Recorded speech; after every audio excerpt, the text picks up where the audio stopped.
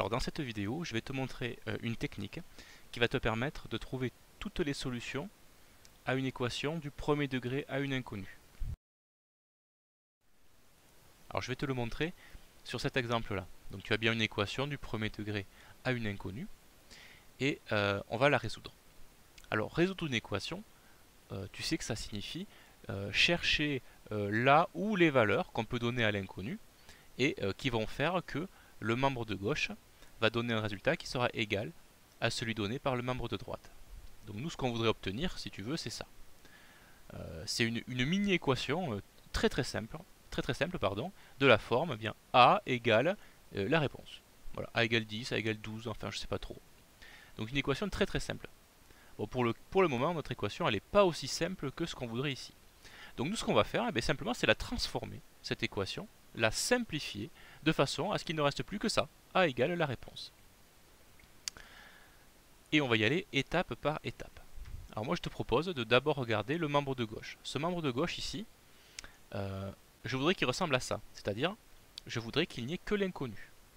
Pour l'instant, alors j'ai bien des inconnus ici, hein, j'ai même 7 inconnus ici, mais j'ai ce plus 13 qui ne doit plus y être ici. Donc je vais me débarrasser de ce plus 13.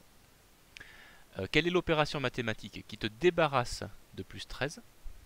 Alors débarrasser entre guillemets bien sûr, c'est d'effectuer moins 13.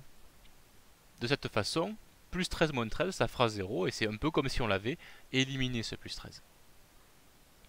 Mais ici, on fait très attention à quelque chose. Une équation, c'est une égalité. À chaque étape, tes deux membres doivent rester égaux. Imagine que ce membre-là, ça correspond à une somme d'argent que tu as dans ta poche, toi, et que ce membre-là correspond à une somme d'argent qu'un camarade à toi a dans sa poche. Et vous avez la même somme d'argent au début.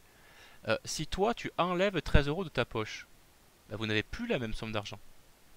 À moins que ton camarade enlève aussi 13 € de sa poche. Auquel cas, vous avez bien toujours la même somme d'argent.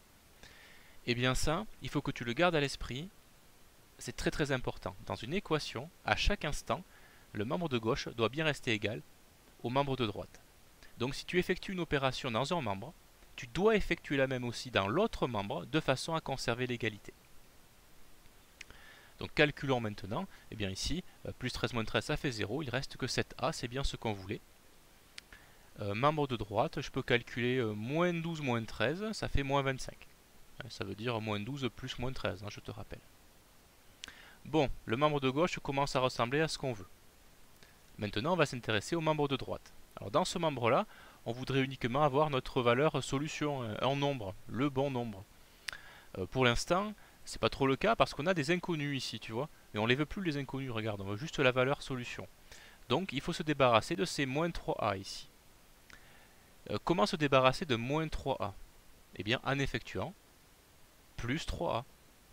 Parce que moins 3a plus 3a, ça fera 0a, donc il n'y aura plus de a, il n'y aura plus d'inconnus. Comme je te disais tout à l'heure, si tu rajoutes 3a dans le membre de droite, il faut que tu le rajoutes aussi dans le membre de gauche de façon à conserver l'égalité entre les deux.